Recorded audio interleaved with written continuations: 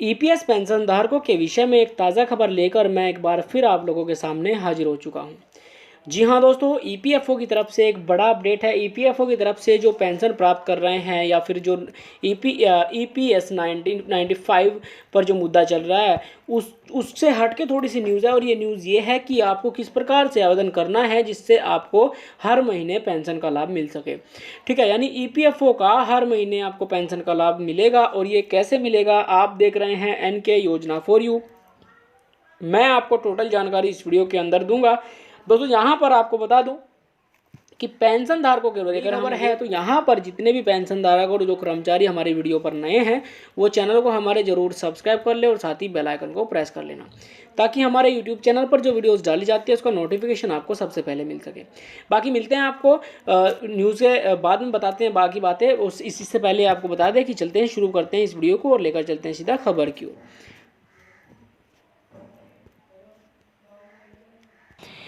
केंद्र सरकार भी कर्मचारी पेंशन योजना के तहत सदस्यों के वेतन के 1.16% की दर से अंशदान करती है, जो सीधे कर्मचारियों के खजाने में जमा होता है।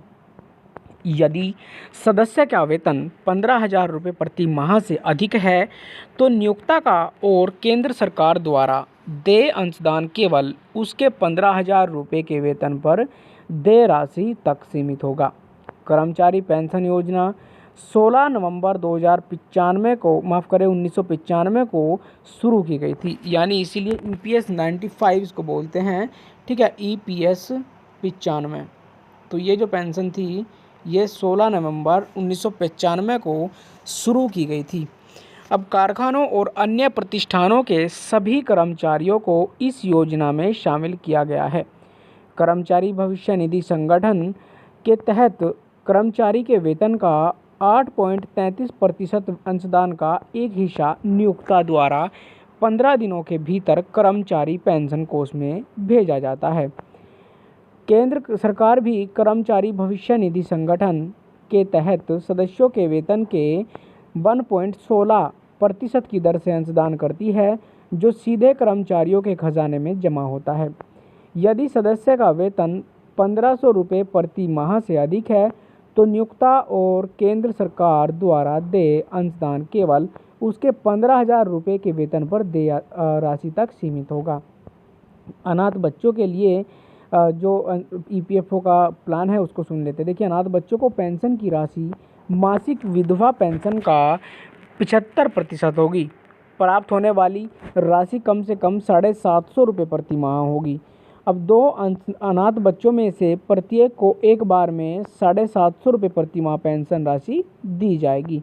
कर्मचारी भविष्य निधि संगठन के तहत अनाथ बच्चों को यह पेंशन 25 साल की उम्र तक मिलेगी। किसी भी विकलांगता से पीड़ित बच्चे को आजीवन पेंशन दी जाएगी। दोस्तों, कर्मचारी पेंशन योजना के लिए कंपनी अपने कर्मचारी के वेतन से कोई पैसा नहीं काटती है, तो कंपनी के अंशदान का एक हिस्सा ही ईपीएस में जमा होता है। अब नए नियमों के तहत 15,000 रुपये तक की बेसिक सैलरी वालों को यह सुविधा मिलेगी। सैलरी का कुल 8.33% ईपीएस में जमा होता है। 15,000 रुपये की बेसिक सैलरी मिलने पर कंपनी 1,250 रुपये ईपीएस में जमा करती है। कर्मचारी भविष्य निधि संगठन 95 के तहत कोई परिवार नहीं होने की स्थिति में सदस्य की मृत्यु पर भुगतान किए गए पूरे जीवन के लिए नामित व्यक्ति को पेंशन दी जाती है। नामित यानी जो नॉमिनी बनेगा, और किसी व्यक्ति अगर मृत्यु हो जाती है तो उस नॉमिनी को पेंशन दी जाएगी। सदस्य की मृत्यु पर आश्रित पिता माता को देय मासिक विधवा पेंशन के बराबर आजीवन पेंशन दी जाती है, लेकिन सदस्य का कोई परिवार या नामांकित व्यक्ति नहीं होना चाहिए। अब पात्रता और मापदंड की बात करते हैं ईपीएफओ पेंशन चेक अपडेट के बारे में।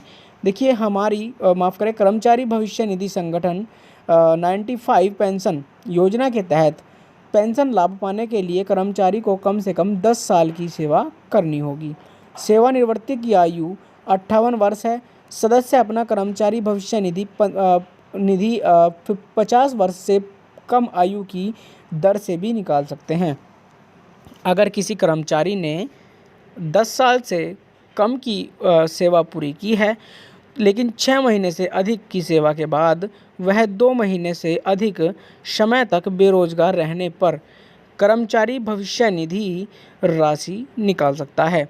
यदि कोई कर्मचारी सेवा करने में पूरी तरह से असमर्थ है तो वह मासिक पेंशन का हकदार है, भले ही उसने पेंशन योग्य सेवा अवधि पूरी नहीं की हो और वह अपने जीवन भर के लिए देय हो। सेवा के दौरान सदस्य की मृत्यु के मामले में सदस्य का परिवार भी पेंशन लाभ के लिए पात्र हो जाता है।